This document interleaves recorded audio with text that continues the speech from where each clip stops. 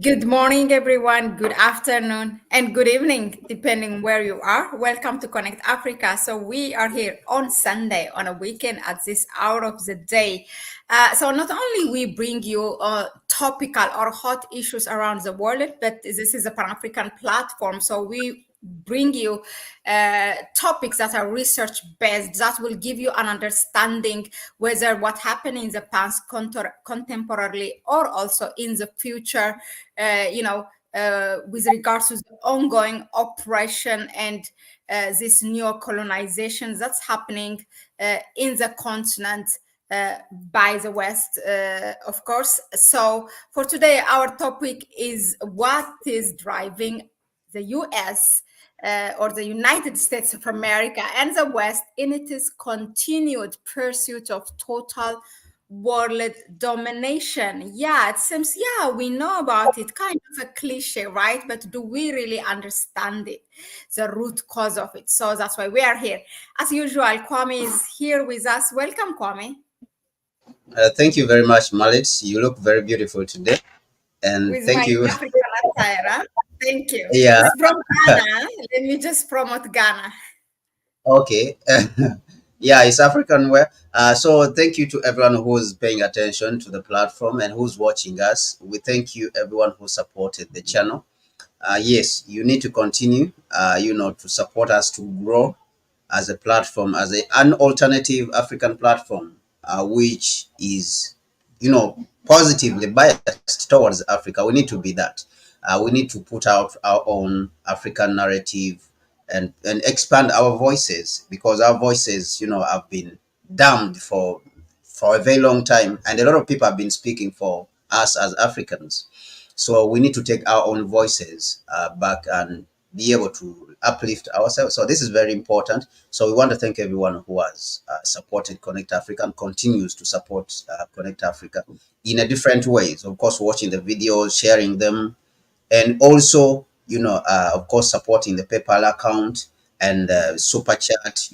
Different ways of supporting. So we appreciate you really. Yeah, okay. So thank you indeed. So as usual, we go to the historical background of it. So in this continued US and its allies, the West, continued pursuit of total world domination, non-stop. Okay, from I don't know, as far as we can try to remember. How did, first of all, how did we get here? Can you give us a brief analysis or history of the world and how the West came to gain this much domination of the world, most part of our world today. Yeah. So as we see the United States today, actually things did not start with the United States dominating. Currently the United States, you can look at it as a continuation of course European civilization and domination, but Europe in itself starting to become very powerful globally. It is not been very far if you look at world history and how empires have lasted on the world, how different empires have lasted and dominated, of course, the world, have ruled the world. If you talk about the Chinese, of course, if you talk about the Kemetic Empire, the Egyptian Empire, of course, you can talk about Ethiopia, and you talk about the Indians, at different stages. If you look at how long these empires lasted, like the Egyptian Empire, lasted for a very long time, more than 6,000 years, 5,000 to 6,000 years. So all these periods, the Europeans actually were nowhere in history, all right? And a lot of, other African historians have mentioned this. We can talk of Dr. Henry Clark, who even pointed this out precisely. So you talk about the Chinese, which is also a continuing civilization, like like Ethiopia and India, of course, with those characteristics. What we would call that a civilizational state. So Europe was not like that. And of course, with the United States is just a result of Europe. It's just a recent creation of Europe. The United States countries like Canada, New Zealand, Australia. All these are just Europeans who came in and dominated these places due to certain reason. But before, uh, we could say before the 15th century, Europe had not even been, nowhere to making a major contribution, to world history. So proportionately, you can say that they controlled about 6%. If you look at populations and where they were, looking at the location of the world. Like, for example, if you put Africans on the African continent, we control maybe about 25 to 26% of the total land mass of the world. So when you go to the United States, when you go to the Europeans before they left Europe to go to Australia, Canada, New Zealand, and all these places, they controlled about 6% of the planet. All right. When you look at the land where they are, Europe itself, especially Western Europe, that is where, the English, where they are, Britain and all these Germans and stuff like that. So, but the land was very small. The land was very small, and they had populated the place, okay, due to overproducing. Okay, of course, children, they produce too many. The population had grown hugely, and of course this brought a lot of problems, for them. That the place was congested, to be precise.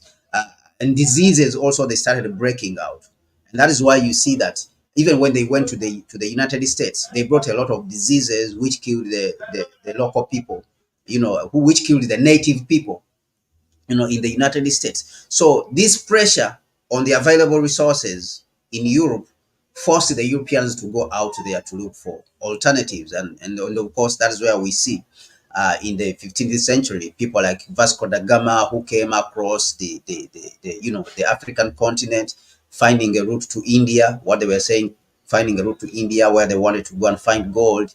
And we see, the other, Spanish and Portuguese kings, financing voyages across the Atlantic to find the United States, where they wanted again to find gold. So it was a combination of the pressures in Europe itself, and then later on, to find gold. Greed, of course, it was, greed was part of it. So that is how they came to dominate the world.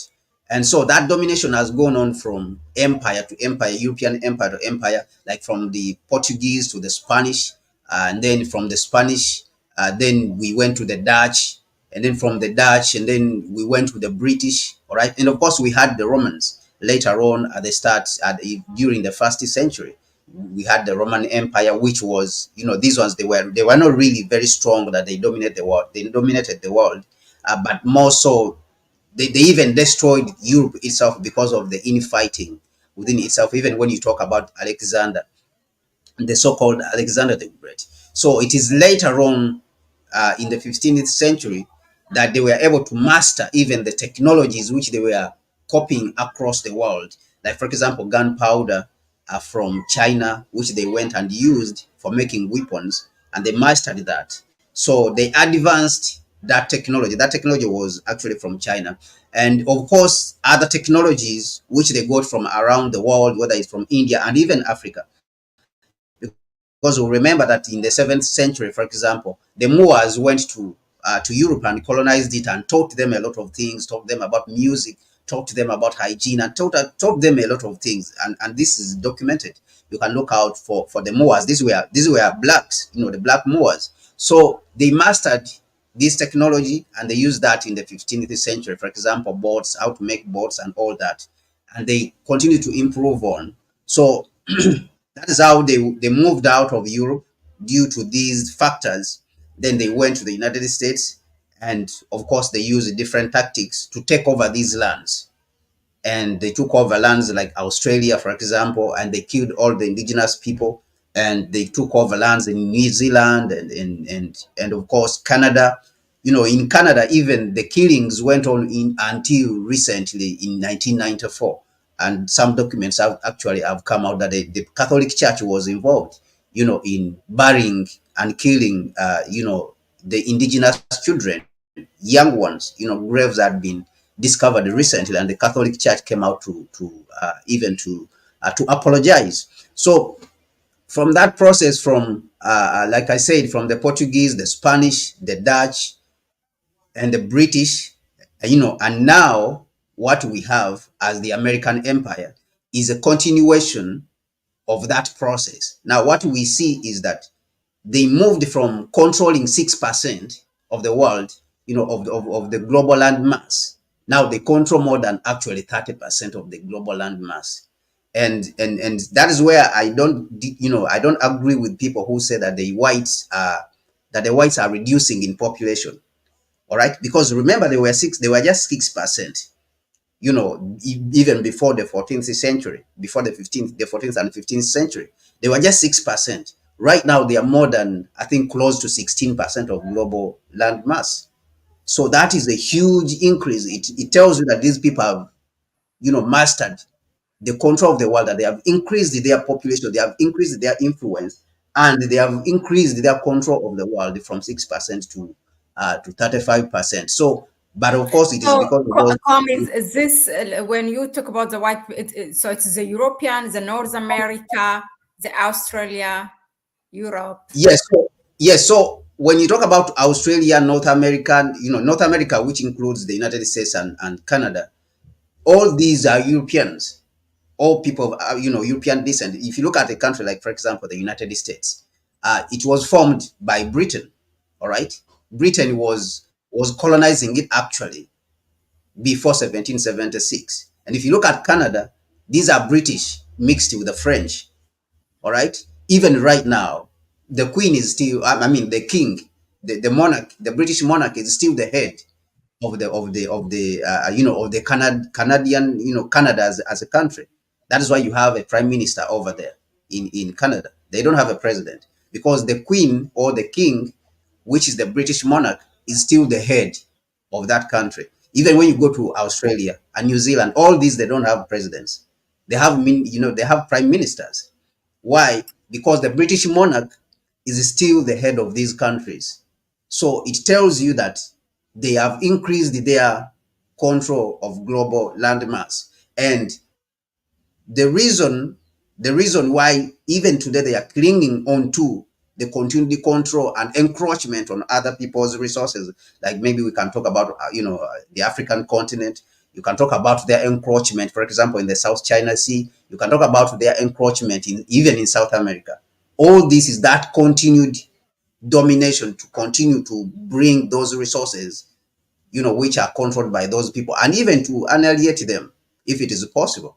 That is the process that is we are seeing that is continuing on, but it comes all the way, from the past.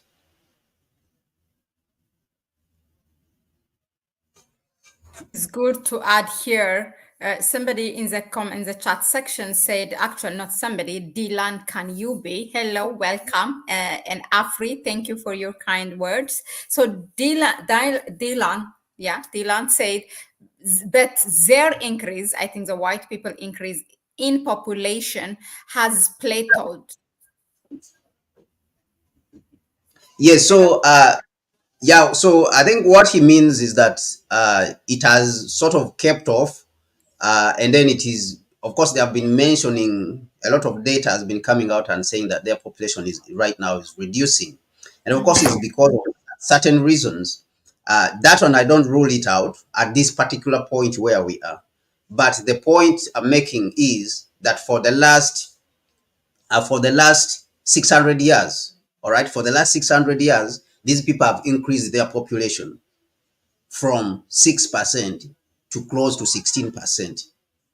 All right. So that should be very clear that they were just 6%, but they have increased, to 16%. And they have eliminated the native population to almost zero of which occupied America. And they eliminated the native population which occupied Australia and New Zealand to zero. And they occupied all these lands.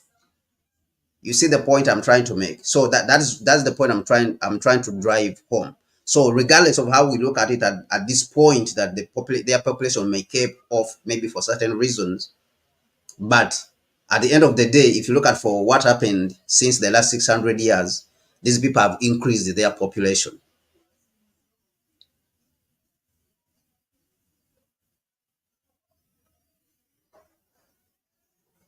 You are muted, Mahlet. Another question still on this one. Okay, maybe still the number of population, we might have it closer, like kind of a right number on both sides, black people and white people. But in terms of land mass, there is this argument that the way Africa is presented as a small continent, in the world map is not right, and even the geographical position of it. So can we say that you said because it's the landmass that we are owns only 26% Africa, right? So Yes. what do you say about that, this argument Yeah. actually? Yeah. So this argument, of course, it makes sense that the way it is presented is a different thing from the actual size.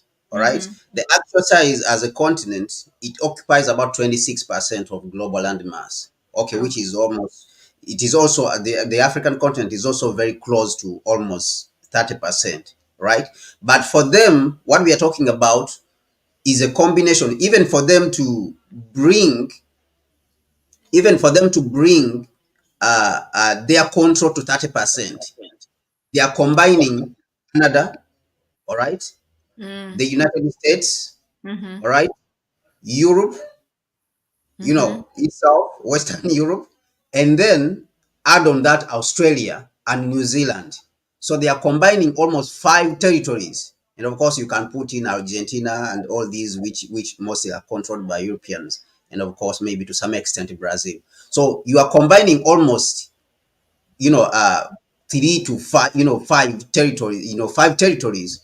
And you look at Australia, for example, is almost a full continent. So you put all these into Africa, for them to get a land mass which is almost equivalent to Africa. So, of course, Africa is, like we said, is misrepresented pictorially, but in size, it is the correct size when you come to square meter, how many square kilometers which we have on the continent. Yes, but So even with that, they this had to combine a domination, lot of territories. so the domination is purely referring, now the topic is only with regards to the landmass, right? Not Yes, not so politically so controlling. now, when we talk about the land mass which they control directly, that's the amount they control directly, about 30%. But now, Mm-hmm. when we come to other issues like political and social controls, Yeah. that one, I think the extent is huge, Yeah. because of course everyone will agree that currently we live in the European dispensation. All right, everyone will agree, because we are not in the Egyptian, dispensation, which passed about, maybe 6,000 years ago. We are not in the Chinese dispensation and stuff like that. So we are in the European, dispensation. We are not in the, the Native Americans or the ancient, South Americans, the Incans, and all these groups of people. So we are in the European, domination, dispensation. So we are in the European dispensation. So this means that when it comes to the control of politics, for example, economy, and then social order, of course, they have a larger oversized control, which is huge. That one is even difficult to quantify. Somebody could say maybe even 90% or 80%, because of how much they control the financial system, the economies. That if you don't agree, even ourselves, if we don't agree with anything that they agree with, and we are saying things which they don't like, they can switch off, the YouTube, and then we will not be able to use it. Things like that. They can switch off the payment system, because you have these Visa cards that you are using and That all kind this. of For controlling. those, yes, so they are controlling almost everything, almost 80% of global affairs when it comes to politics, when it comes to economics. Maybe on politics, maybe it could be 60%. I don't know. It could be 60 to 70%, but they control the narrative. That is the whole thing, that they can demonize anyone they want. So They control media the is media. also another sect. So you have the land mass, you have the population, you have the Yes, land mass, you have the political system controlling, you have also the media. Yes, yes. So when even you come to the landmass, what I put where they are domiciled currently, that is the one which is around at 30%. Now, when you go to other territories which they control indirectly, like for example, South America, all right, where you are talking about the Venezuelans, where they are disturbing a lot. Even right now, they are trying to overthrow the government in Venezuela, and they are trying to overthrow the government in Cuba, and all these countries where the United States and its Monroe Doctrine said that all South America belongs to the United States. All right, it's their backyard. This is what they say, that is their backyard. And of course, if you take also the influence which they have on the African continent, that whenever they want, they can come and take our resources. So that becomes, a much larger control. And of course, that is where politics and all the other issues come in, that they influence this process, of them, dominating. So if you add from the direct control which they have over their lands, the current lands, theirs and those which are not theirs, and the indirect, the control of course becomes oversized. But again, that control has gone on to slightly reduce. It is not like how it was, for example, let's say in the 18th century, in the 16th, 17th, 18th, and the 19th century, when they were, using colonialism, slavery, and all these systems. So that control again has gone on to reduce slightly. Okay. Thank you, Kome, for that. Now let's go to my second question, which is, I think, which will elaborate more on the political system. Now, why is the U.S. led West, US and its allies, continuing on this path of antagonizing China, Russia, and of course, sabotaging us, Africa, and then on the other side, also threatening India? Yeah, so I think because of how they are accustomed to this uh, life of dominating and luxury, all right, they are accustomed to power, and there is a thinking that has been created that they will perpetually be, on that trajectory. They thought that this is eternal, this is going to be eternal, that we are going to dominate the brown and the so-called yellow people, the black, brown, and yellow people of the world, right? But until 1804, when Haiti actually defeated France, and later on could defeat Britain and Spain, that thinking had never been into them. All right, their power had never been reduced. Okay, so that was actually the start of the reduction of their power, because 1804, when Haiti defeated France, Spain, and and Spain and Britain, and of course when they started fighting against each other. Remember that Britain was in command of the United States. It was a colony. It was its colony. Now they started fighting against each other. The ones British immigrants who immigrated to America and formed the United States, they rebelled. All right, they rebelled against their brothers who were colonizing them. Okay, so this was an infighting. So this infighting continued on. Now, when the British lost the United States in 1776 as a colony, they opened another war with France, because already they were competing with France. Okay, even when they had the United States as a colony, because it was one of their most lucrative, colony. So they were competing with France on production and the domination of Europe, because they were producing to supply Europe, in things like sugar and cotton. And for those who want to understand this, they can go out and read the book called The Black Jacobins by C.L.R. James, all right, who wrote that book on the Haitian Revolution. This is very well documented, what was happening during that period in the 18th, 19, in the 18th and 19th century, later on. So they were accustomed to that. So they did not notice actually that this was weakening them. This infighting, they did not notice that it was weakening them. Now, Haiti got its independence. So the Haiti getting its independence, it brought a new sense, of awareness within the black people. Even when, of course, they went back after the defeat of this slavery by the Africans, they went back in 1884, which is famous, 1884, 1885, to partition the African continent. Of course, with the, with the exception of Ethiopia, which resisted the colonization.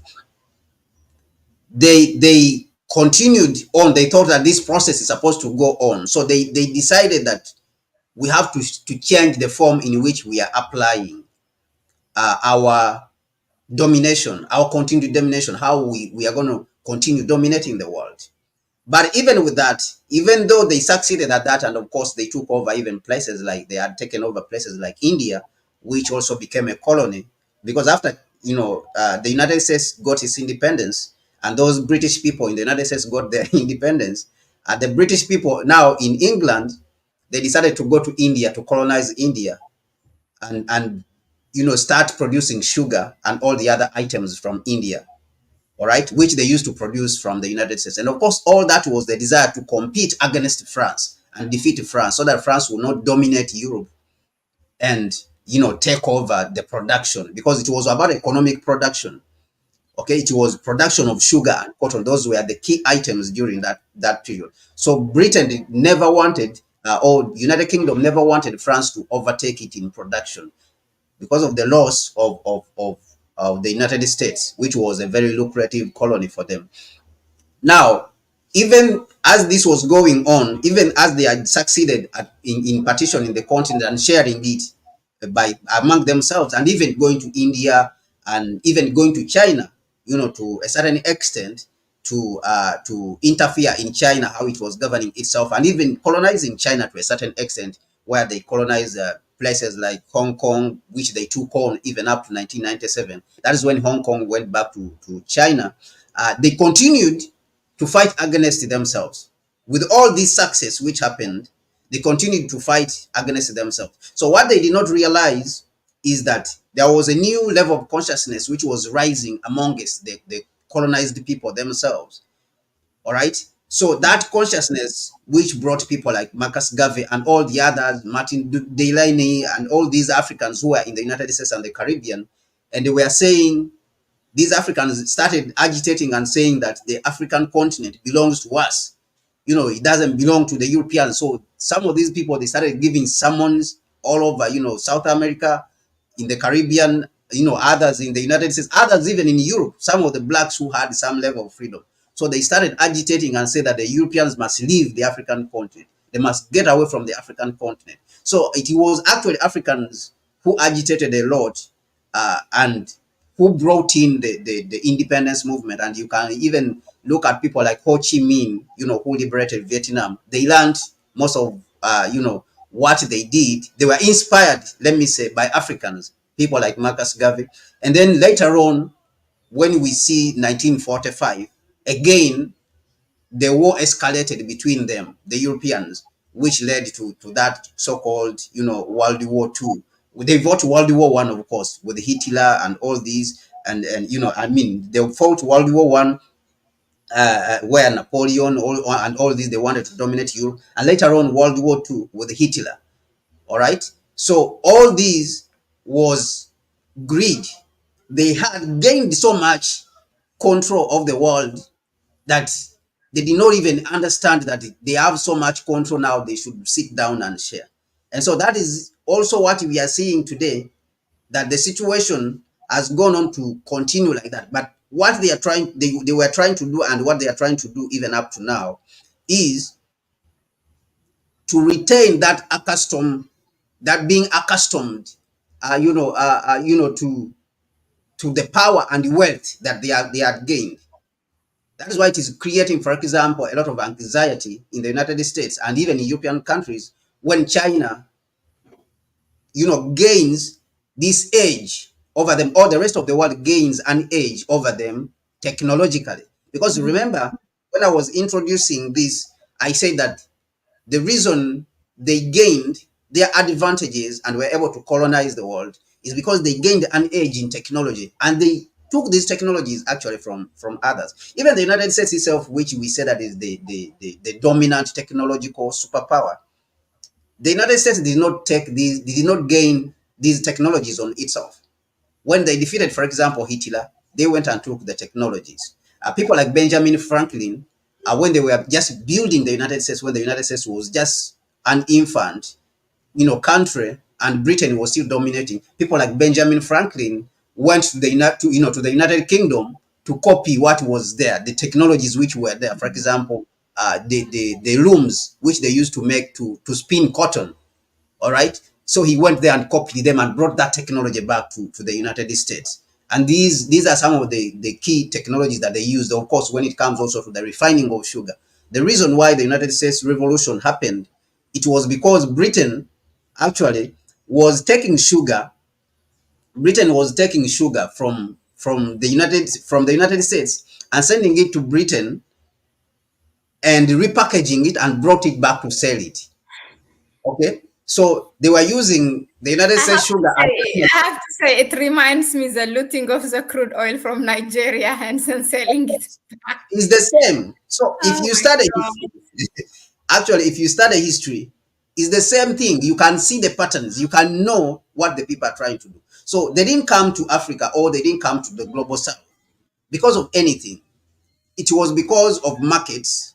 One, raw materials. First of all, they wanted, in the first place, when it came to the African continent due to slavery, it was because of labor. They wanted labor because these are the factors of production. If you're talking about factors of production, you talk about labor, you talk about machinery, and then you talk about capital. Now, labor and land, of course. All right, you talk about land, labor, okay, land, labor, and capital. These are the factors of production, and of course, you can add machinery in there, which helped to. But machinery, of course, can be looked at as labor, right? So that has not left. Even today, what we are seeing here is that they want the raw materials and they want the markets. So these are very important. The issue of labor was now replaced by almost machinery and the advance in technology. That's why we are talking about artificial intelligence, because the artificial intelligence and things like Chat GPT will help you to reduce the workload, will help you to reduce the labor. The automation, for example, when we talk about the automation, which China, of course, is leading in a lot of these things, it helps you to reduce the cost of labor and it makes you more productive. All right. So that is why we have this struggle between the United States against China. It is because of technology that China has gained an edge technologically. All right. And China is now dominating the markets. Okay. That is another thing. And the raw materials, when you hear about the demonizing of China in South America, the demonizing of China in Africa by the United States, what is it trying to do? It's trying to gain an edge on the raw materials. Remember what I told you, that when they came here for the partitioning of the continent, it was raw materials and the markets. Now China is dominating the markets and is dominating the raw materials. So they think that the best strategy is to come to Africa and demonize China so that China will not get the raw materials. Okay. And then they will steer up the markets that China will be, will be hated in these countries so that people maybe will not buy from it. So, which is not very possible. Now, the other thing, when you talk about, for example, the manufacture of, electric cars, you have seen that Biden has put huge tariffs on Chinese electric cars. This is, the technology part of it, which we say. Now, and then the markets, because remember, the American automobile companies like Ford and General Motors and all these, they have been selling hugely in the Chinese market and dominating the Chinese market. And the United States has been complaining that China does not let full access, does not allow full access to its market. All right. Now they're seeing that things have turned around, that now once what was a market has become the producer. Now China is the producer of the vehicles and is also starting to produce its own planes. And they're saying this is a threat. So why are they saying a threat? It's a threat to American jobs. I think you have been hearing about these terms. You have been hearing terms like overcapacity, China overcapacity. This is a strategy to demonize the enemy because now he's coming after you, after your markets. He has taken over his own markets. Now you don't have even where to sell. But beside that, he's coming after your own market and take it, taking it from you. So now this creates a lot of fear. It has created fear in form of that we are going to become poor. All right, we are going to become poor. We have to fight back.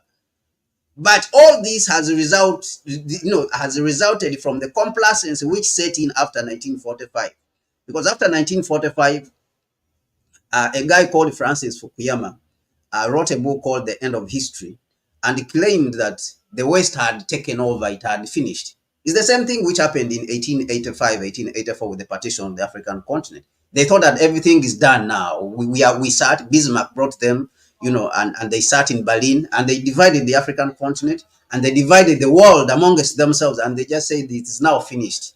There's no one else who's gonna, worry us. The world is ours. All right, now let us become rich.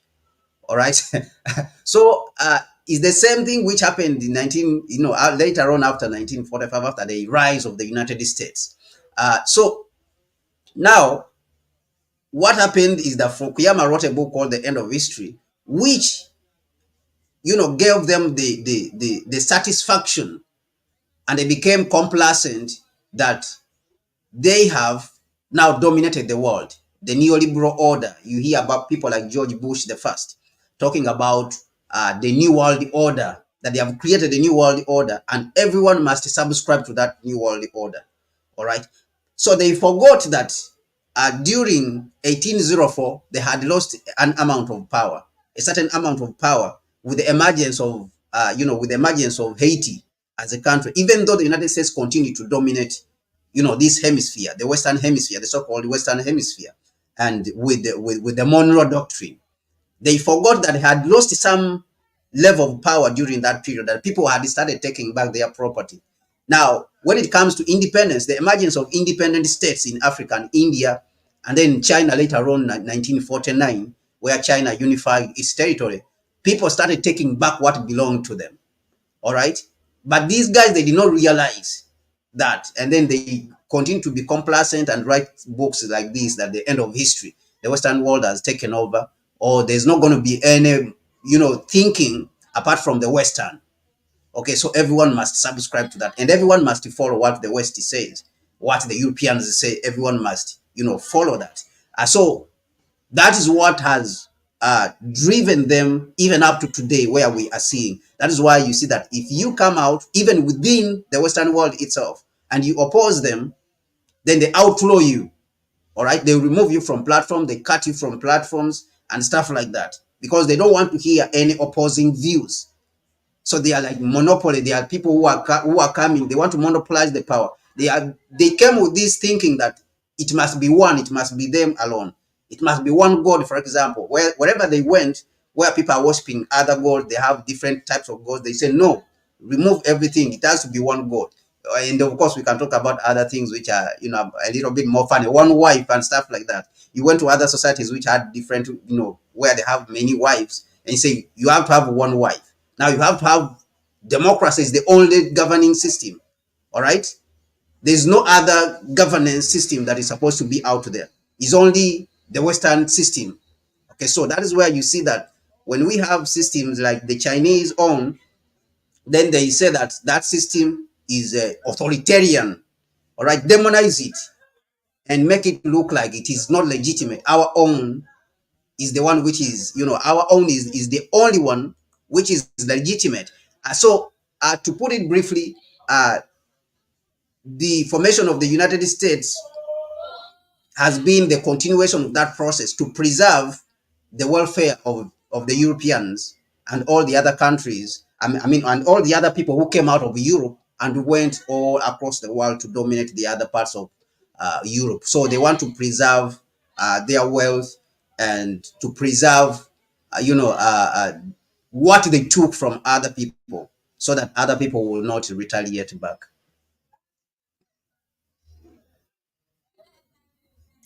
Interesting. I know that you are trying to limit and squeeze it as much as possible.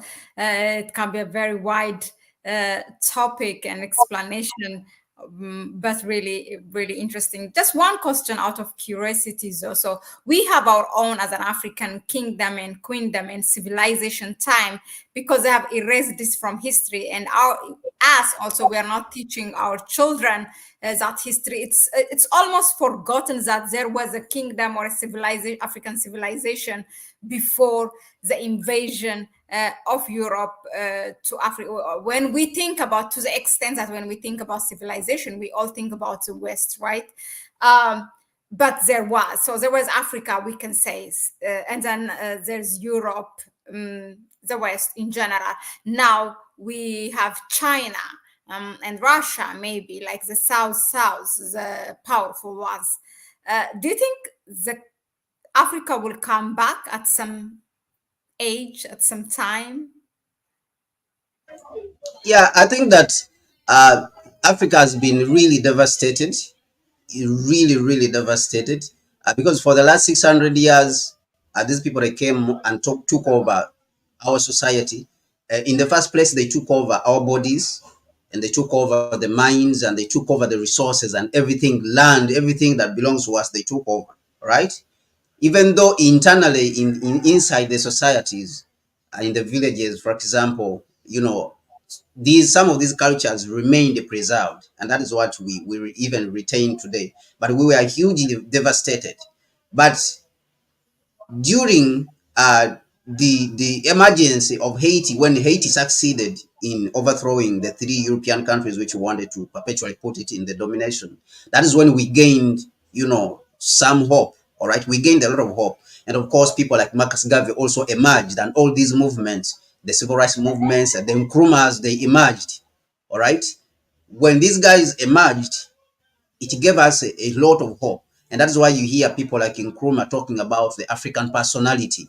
All right. If you look at Nkrumah's government, you see him, trying to restore. And even in his thinking, Nkrumah says that if you are talking about the rebuilding of the African continent, and of course for him, when you spoke about the African continent, he said that Africa belongs to all Africans, those on the continent, those in the diaspora.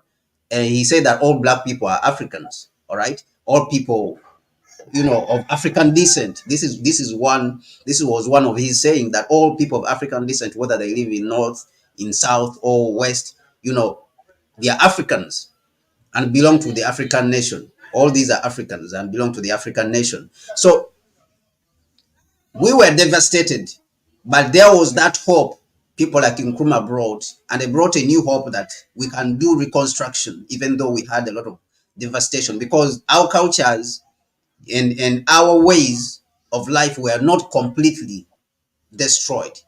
Even though during that period, people like Nkrumah later on would come and be overthrown. And of course, when they overthrew Nkrumah in the country, it brought Africa backwards. A lot of things went backwards because he had started that process of reconstruction. He used to say that we have to get independence. When we get independence, all African countries should get independence. That was the first step for him when it came to our independence as Africans, and then consolidated the independence. All right. So for him, we had not yet actually fully gotten independence as Africans. We had only gotten political independence, but we had not yet gotten economic independence. And Nkrumah understood this very well. So he said that get political independence, consolidate that independence. Now, for him, the process of consolidating that independence, it was the unification of the continent, the unification of the independent states. Because if you did not consolidate the independence, then it was going to slip away. They were going to, it was going to get compromised. Okay, they were going to take it away again, that independence. And that is what happened actually, that the independence later on will be compromised. But what he had said is that get independence, consolidate it to unity, and then start the reconstruction process. So even for the reconstruction, actually, we had not started because we failed to consolidate the independence. And Yeah. so that is where you see that people don't understand what is going on even today. Or you blame, when you go to Nigeria, for example, you blame, oh, why is it that the oil cannot benefit the Nigerian people and stuff like that? It's We did because not we never consolidate. got, yes, we never consolidated, we never succeeded at consolidating, our independence. because of the heads of state. A lot of heads of states at that time did not understand what Nkrumah was talking about. Even for a smart person like Nyerere, Julius Nyerere said that after the death of Nkrumah in 1972, it took him 10 years of reading Nkrumah's work for him to understand what Nkrumah was talking about in the 60s, in the 1960s. So a lot of the presidents never understood what Nkrumah was talking about in the 60s. So, and he had a lot of work to do. So you can say that maybe he was so ahead. A lot of people say he was so ahead of his time that he was 100 years ahead of everyone. That was how Nkrumah was. That he understood the neo-colonial system. That if we don't consolidate our efforts, by coming together as people, as countries on the African continent, then the independence is meaningless. That's why at independence, actually, he said that the independence of Ghana is meaningless if it is not linked up with the total, liberation and unification of the African continent. So he knew that it is meaningless, that the independence itself was meaningless. It's not going to do anything if you don't consolidate it through unification. So that is what we see, like, for example, what is in Nigeria is because the building of the country did not happen by Africans and is not happening by Africans. So whatever is there is just a compromise, is a shadow of what is supposed to be the Nigerian state, which is being built by Africans. So now it is not being built by Africans. It's being built from outside. It's being controlled from outside. And of course, if you go on and read Nkrumah's if you go on and read Nkrumah's works like Neo-Colonialism, The Last Stage of Imperialism Towards Colonial Freedom, and all the other works like Class Struggle in Africa, Africa Must Unite, and all these works, if you read them, you will be able to understand where Nkrumah is coming from by saying that the independence, all of them, the African states, is meaningless if it doesn't, if it is not through unification of the African continent. Independence was supposed to be meaningful for us if we had united the African continent. Then our cultures, of course, then would be preserved. Our tribes, this encroachment where you are seeing that in South Africa now they have legalized the homosexuality, Botswana, and all this. All this is encroachment, European encroachment onto the African continent, into the African continent. You see, and all the other values which are coming from the West and they are forcing it on the African continent is because the independence would be compromised now. We are having a compromised independence. We got the independence, but then it was compromised during that process that we did not complete the liberation process. So that's where we are even right now, that we need now to wage a different war now, which is even a worse, much worse war, that we have to wage a war against our own people who are in power because they look like us now. The representatives of colonialism now, the colonialists, the new colonialists now, they look like us. So now that is the struggle that we have today, that we have to wage a war against these people who look like us and they are representatives of colonialism in order to defeat this system. So which is going to be, even a much more difficult task for us.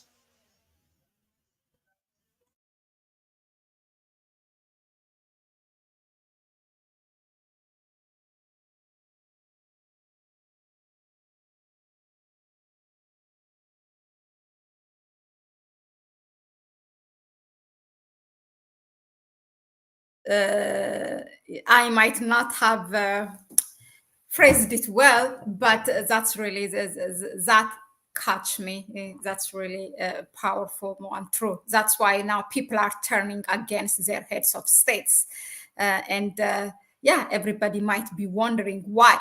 But the same thing again when you talk about that this cutting of China from getting the raw material, it's the same thing also what they are doing, because I talk about Dangote, it's a topic that we are following, and also it's so much present and it's happening. So the thing that what they thought that they can do worse to Dangote is to cut him from getting the source, which is the raw material, which is the crude oil. Yeah. Uh, his country is Yeah. producing So yes. has a natural resource, but they couldn't get. They just cut him from that. Yeah. So even after independence, the independence leaders, most of them who were overthrown. Of course, Nkrumah warned everyone in 1963. During that period, we had some nationalist leaders, but during that period, because the United States had emerged as a very strong state, a very strong imperialist state, and Nkrumah had seen the domination of the United States in Latin America. And actually, even in the speech he gave in 1963 in Addis Ababa, Nkrumah mentioned that we don't want to turn, do we want to turn, he asked the question, do we want to turn the African continent into another Latin America? You know, to become a prey, unwilling. Actually, he said, do we want to become an unwilling prey of imperialism, like Latin America, which has been struggling with imperialism for the last 100 years? So even during this period, Nkrumah warned them. But these nationalist leaders, which nationalism was not enough during that period, it was not enough to be nationalistic. You had a lot of nationalist leaders like Olympio and all the others. They were proud. These were proud people who loved their nations, right? Their new nations. But Nkrumah warned them that this is not enough. We have to unify and consolidate and build a bigger defense. We have to build a bigger defense because imperialism is more sophisticated. Actually, he used the term that uh, imperialism is so sophisticated a system for newly independent African states to deal with. They were too small. And what he meant is that imperialism has built defenses within itself, institutions like the military, for example. It has built within itself the media, propaganda, and all these security. It has built, spy agencies like the CIA, FBI, and all these. All of them, they are there to crash dissent. So the United States had emerged strongly, through this. Now, they had built, of course, the World Bank and the International Monetary Fund, which came later on, of course, again after 1945. I think it was formed in 1944. So he had seen all these instruments that the United States had put in place. And that is simply because the United States had emerged out of World War II very strong and rich, because it did not actively participate into this war. It is Russia and all the other European countries which participated. All right. United States was supplying the weapons majorly. It came on later. It came on late when almost it had become rich because it was giving loans to Europe to fight, for them to continue to fight. All right. So Nkrumah saw the emergence of this powerful state, and then he warned the heads of state in the 1963, all right, 1960s, and all through the 1960s until he was removed from power in Ghana, and then he would go to Guinea. So what these nationalist leaders had achieved is that they had built up some industries, all right, and you can see that they used the state to build up a couple of industries in manufacturing. And actually, some people even have estimated that up to 1970, Africa had captured about 70% of global, manufacturing and industrialization. But then what followed 1970 was that when they overthrew most of these leaders, as Nkrumah warned in 1963, when they overthrew all these leaders, then the United States came with its newly created institution, the World Bank and the IMF, all right, which it dominated. And Nkrumah, of course, points out this very well. I normally talk about it in Neocolonialism, the last stage of imperialism. If you read the chapter, called The Mechanisms of Neocolonialism, in that book, it's a very simple chapter. You can even Google it and read it. It lays out for you, it gives you the brief of the whole process of what the United States is doing and the whole Western world is doing, right now today. Okay, whether it comes to the media, the military, the Hollywood. Nkrumah even talks about Hollywood, right? He talks about the religious groups which have been created, some of the bogus religious groups which are created in the United States and other European countries, and they are brought, into our countries. So a lot of things, the infiltrations, all of them, he talks about them. So all these institutions were too powerful for us as independent states, as African independent states, to deal with them. So nationalism became insufficient to deal with this problem.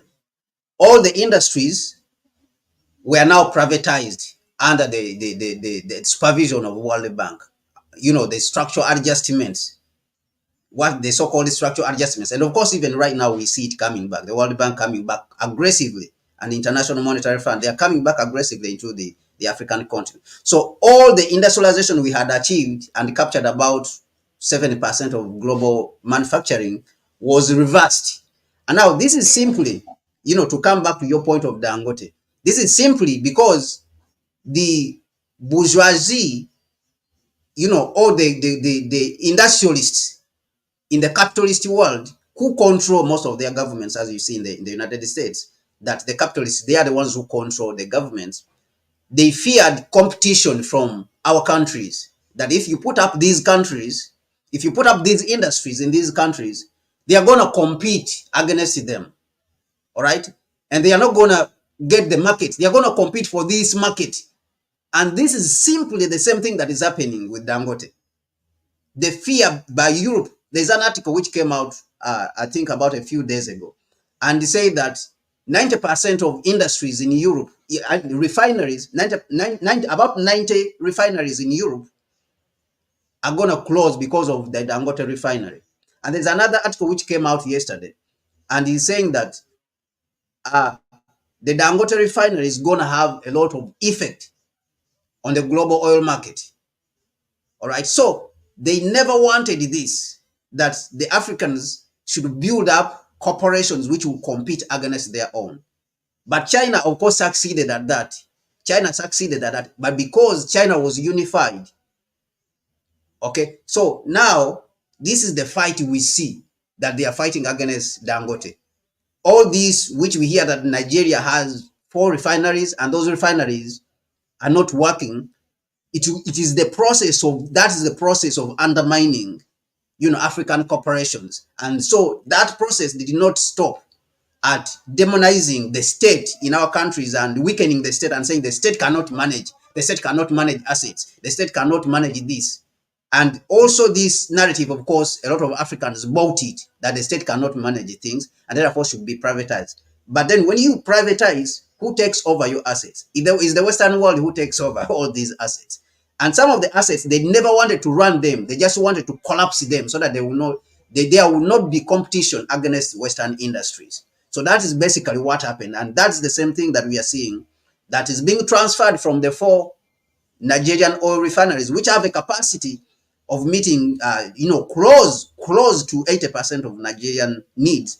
Because Nigeria's oil refineries, they have a capacity of 450,000, barrels per day if they are working to full capacity. Now, they are taking that attack on the Nigerian, refineries and manufacturing sector. They are taking it now to Dangote. They are pushing that war against Dangote. And of course, they fight from outside, as we see that Chevron, companies like Chevron, and all these, ExxonMobil, Total, Shell, these are all the institutions, and combined it together with their media, which we spoke about here. And I would encourage people to go out and look at the presentation which we did, the broadcast which we did on the broadcast we did on media, on the false propaganda by the Western world. We have that broadcast was done a few days ago. It's important that you go out and pay attention to it, because all this information, we cannot pack it in 1 hour. It is very difficult for us. So we keep breaking it down so that people can be able to understand. So combined with their media, which we already analyzed here, and all these banks, you had Dangote, during the summit which happened in Barbados, the Afrexim summit, the annual Afrexim summits which happened in Barbados. Dangote talking about banks. The foreign banks never wanted us to finish the refinery. They were sabotaging us during the COVID period. All right. And if you go to those banks which he's talking about, where did Dangote really borrow the money? And these banks were saying that, they were saying they were fighting against the refinery, and they were saying he has to pay money even if during the COVID period people were not working, and he paid the money. Right. Which banks was that? It was Standard Chartered Bank. All right. If you go and look at the banks where Dangote borrowed some money, the international banks, is Standard Chartered Bank, and this is a British bank. All right. So they work together, the banks, the military, the media, and their corporations. So they are working together to see that they frustrate this endeavor, and again continue to say that Africans are incapable but it is coming all the way from this history. First of all, the control of the markets, control of the raw materials. Remember those two things always: control of the markets, control of the raw materials. So the rest, all of them, the things which we say we make noise, corruption, all these are basic things. They are not the real issues. The real issue is the control of markets and the control, of raw materials. Those are the most important things that they are looking, for. So all the other things, media, which people will make a lot of noise, media freedom, what. The media is just a tool which is used. All right. Politics is a tool which is used, so that when you capture politics, you have almost captured everything. So now they captured and compromised the political system on the African continent. Now that is where we are, we are facing, why we are facing all these challenges, and we see the attack on Dangote. And we see that Africa's, manufacturing share of manufacturing globally has reduced from 7% in the 1970s. Now we are below, 4%. That's where we are right now. Our share on global manufacturing. So of course, it's unfortunate, but then, one of our ancestors said that every generation must find its mission, and either fulfill it, or, betray that mission which has been given to it.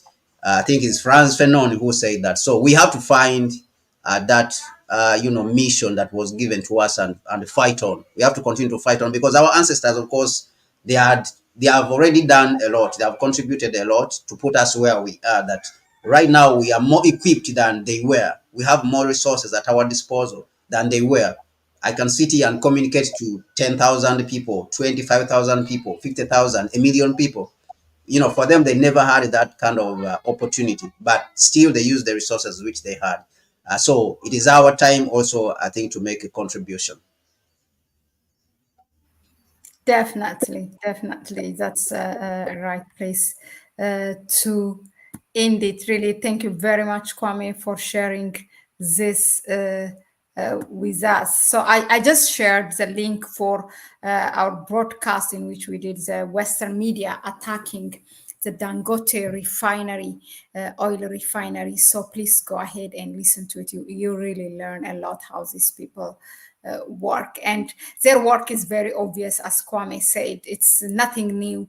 Even when they try to throw our governments, which are more Pan-African, which are not obeying to their rules or whatever they're demanding from their, it all has been the same. They work in a very synchronized way. It starts from, from the beginning, demonizing the leader, and then weaponizing rebels in your own country, sanctioning you so that people turn against the government, accusing you as a genocider then when you fight the terrorists in your country.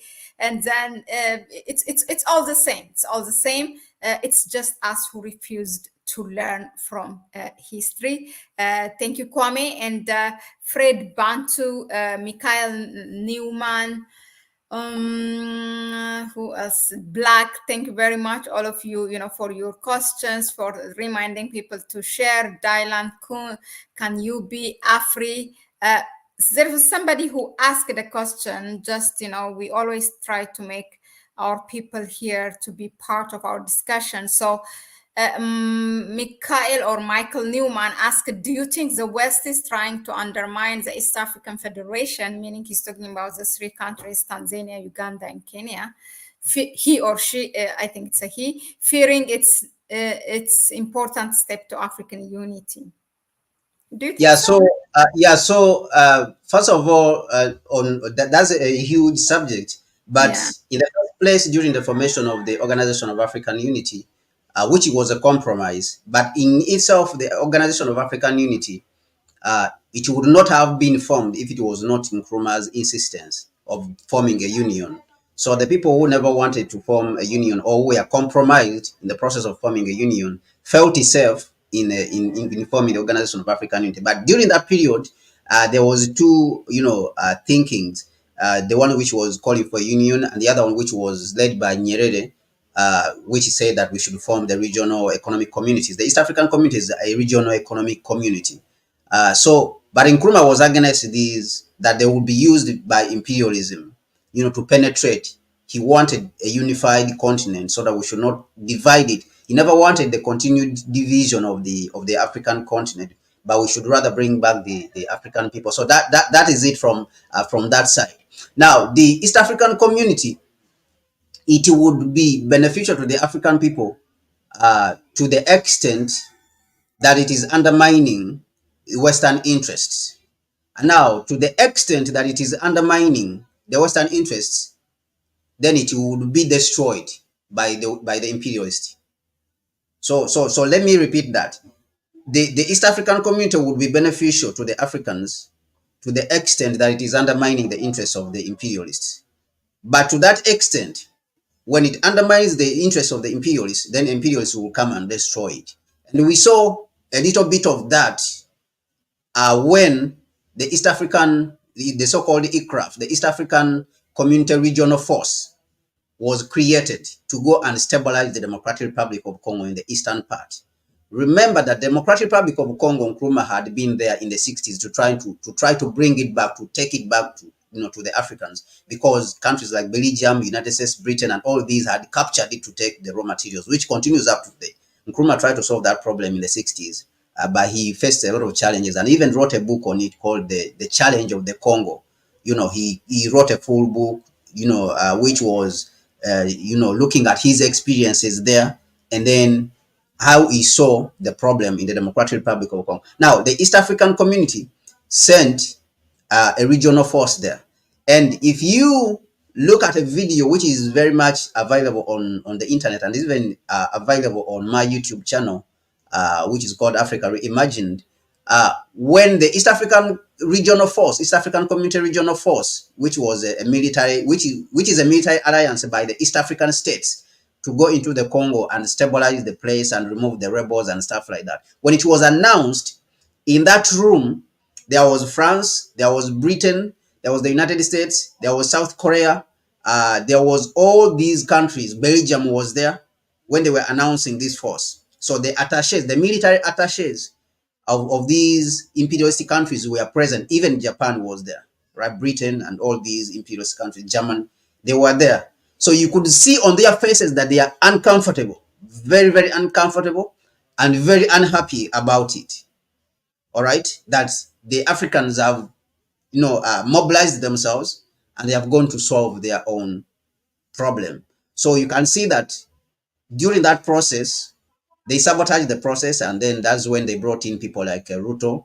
Now you see where Ruto is currently, is with the United States. Ruto then developed some conflict with the president of Democratic Republic of Congo.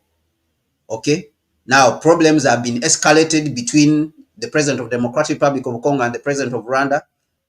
Both of them are presidents in the East African community. So you can see that the divide and rule tactic continues. And what did that lead to?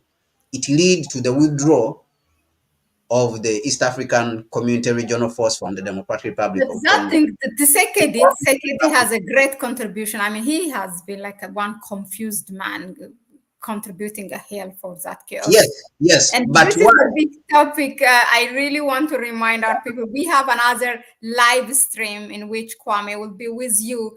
It's really a big topic. Tanzania president selling the important part of the country just for $39 million to an Indian rich man. So please, I mean, there are people there, but I think you are finalizing it. I don't want to cut you. yeah, Say a few words.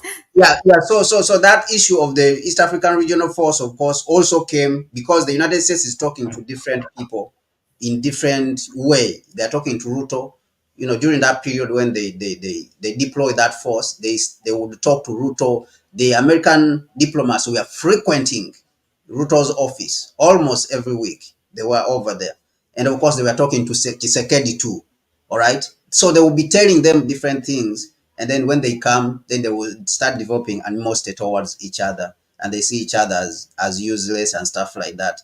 The UN, which has failed in the Congo for almost 70, 60 years, is the one which is blaming Kagame now. That Kagame is the one who's destabilizing the place and stuff like that. So all these divisions are created, you see that you will not be able to understand what is really the problem. So confusion create chaos, and then of course you continue to steal the resources. So and remove the solution which was going to solve the problem, which is the East African regional force, East African community regional force, that was going to stabilize the the place. So these are the problem that these are the challenges that the East African community will only be successful to the extent that is not sabotaging their interests. So that's what it is. That's the answer to that question.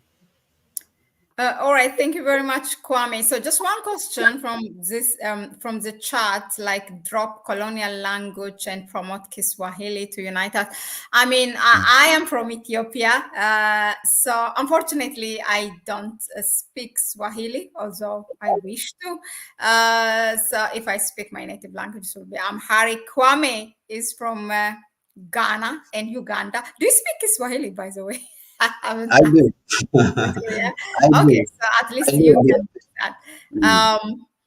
Well, then, from where we are, one person was asking, where is our motherland? So there you go. I have said that. But we are, I mean, I always say I'm born in Ethiopia, but I'm an African. That's my wish in my passport to be the birthplace in Ethiopia, but a citizen of African. So same is with Kwame and many, I think, Pan Africans. All right, Yeah, then. I see Yeah. Michael Newman. I see Michael Newman here, mentioned about the book called Kicking Away the Ladder by the economist Hajun Chang. I think I've read that book. It's a very good book, which talks about how the West, undermines industries, in the developing world. It's a very, very good book. And thank you everyone who has been part of this. Pedro, Yeah. Yeah. Pedro Jamot, Daylan, Kanyubi, yeah, Dylan Kanyubi, Son of Thunder, Fred Bantu, everyone who's participated, great, great love for you guys. Black, we love you guys, everyone. Thank you for supporting the channel. We really, really, really appreciate you and love you all.